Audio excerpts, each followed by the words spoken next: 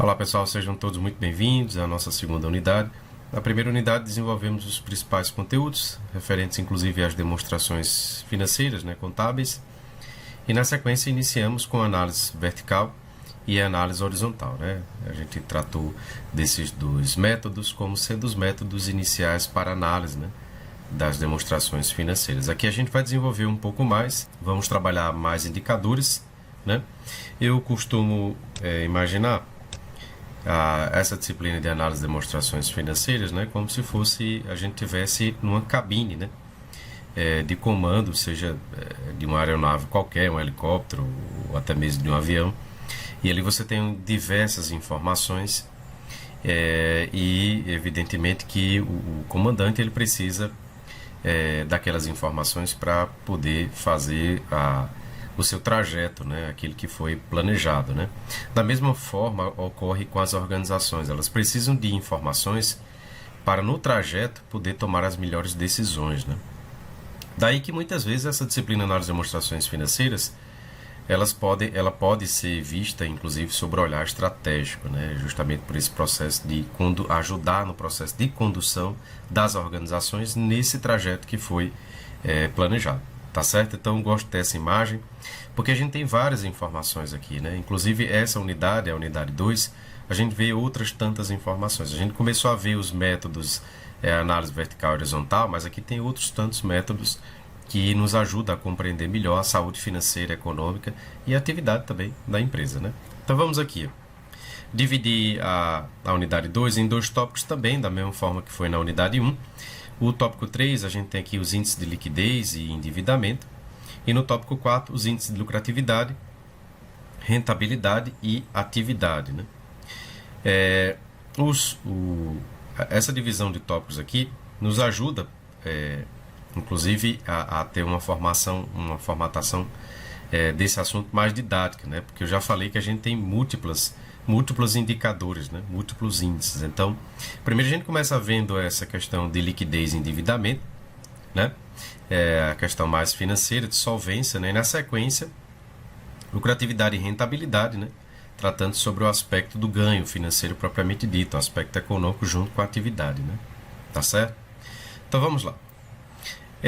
O índice de liquidez, pessoal, basicamente ele trata da capacidade que a empresa tem de cumprir com suas obrigações, E aí, para fazer para se ter uma noção melhor do índice de liquidez que a empresa está passando, desenvolveu-se alguns indicadores, alguns índices, liquidez corrente, a liquidez seca, a liquidez geral e a liquidez imediata. Basicamente, essas quatro liquidez aqui, elas utilizam o balanço patrimonial como demonstração financeira, demonstração financeira utilizada para calcular a liquidez corrente, a liquidez seca, a liquidez geral, a liquidez imediata é o BP, é o balanço patrimonial, tá certo? Então, via de regra, índice de liquidez quanto maior, melhor, ok? Diferentemente do índice de endividamento. Quanto menor o índice de endividamento, melhor para a empresa, Já que a gente está falando aqui de endividamento, Então, quanto menor for os índices de endividamento, melhor resultado é para a empresa, Então, quais são eles, Endividamento geral ou participação de capital de terceiros, a composição de endividamento, imobilização do patrimônio líquido e imobilização dos recursos não correntes. Da mesma forma que o índice de liquidez utiliza o balanço patrimonial, o índice de endividamento, ou os índices aqui de endividamento, utiliza também o balanço patrimonial como um demonstrativo contábil para a formação dos seus indicadores, tá certo?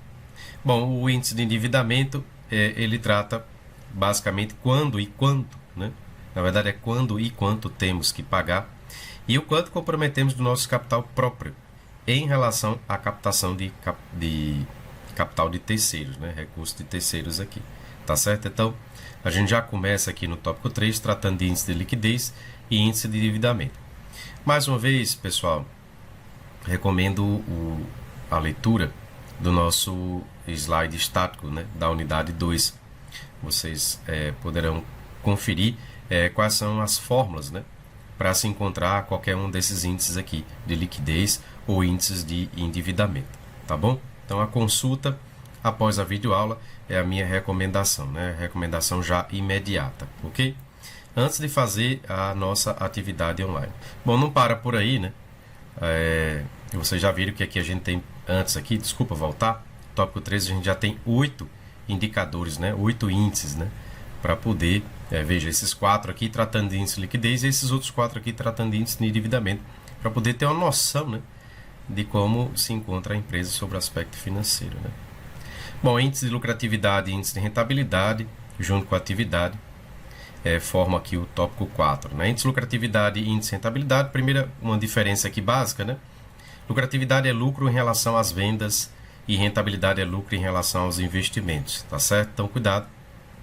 Muitas vezes a gente confunde, achando que lucratividade e rentabilidade quer dizer a mesma coisa. Não quer dizer a mesma coisa, embora, né, as duas tratem aqui de ganhos, né? Aspecto econômico da empresa, tá certo? Então, índice de lucratividade, lucro sobre as vendas, e aí a gente tem a margem bruta e a margem líquida, né? No índice de lucratividade, para calcular esses indicadores aqui, a gente vai precisar utilizar o DRE, demonstrativo resultado de exercício, né? Já o índice de rentabilidade, a gente utiliza os dois demonstrativos, né? Tanto o DRE quanto o balanço patrimonial. Retorno sobre o ativo, então a gente vai precisar de informação do DRE e do balanço patrimonial. E retorno sobre o capital próprio, mais uma vez, informação do DRE e informação também do balanço patrimonial. Tá certo? Então tá aí. Índice de lucratividade, índice de rentabilidade. Quanto maior, melhor para a empresa, né? Então, quanto maior for os índices de margem bruta, margem líquida, retorno sobre o ativo, retorno sobre o capital próprio, melhor para as organizações.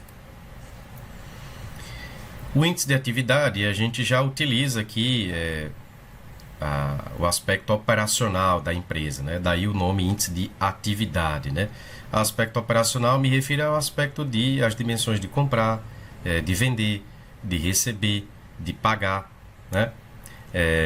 De vender. Então, prazo médio de renovação de estoque, prazo médio de recebimento das vendas, né? Nem sempre que você vende à vista, então você pode estar vendendo a prazo e aí você vai ter um prazo médio de receber aquelas vendas realizadas. O prazo médio de pagamento de compras, ou seja, aquilo que a gente demora em média, né, para pagar ao fornecedor, e o ciclo operacional e o ciclo de caixa, né? O ciclo operacional, vocês verão, tem a ver desde o processo da compra até o recebimento, né, das vendas, e o ciclo de caixa é o ciclo financeiro.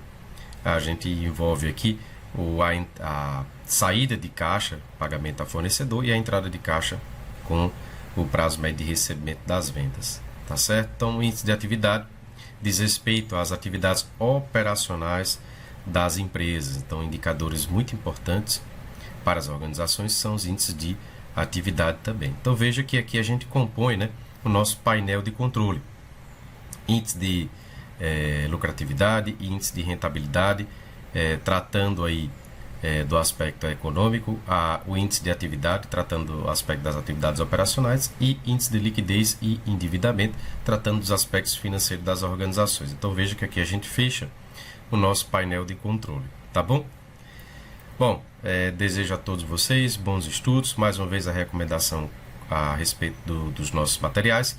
O fascículo 2 diz respeito à unidade 2 e o slide estático 2 também irão ajudá-los, né? Principalmente para a realização das atividades.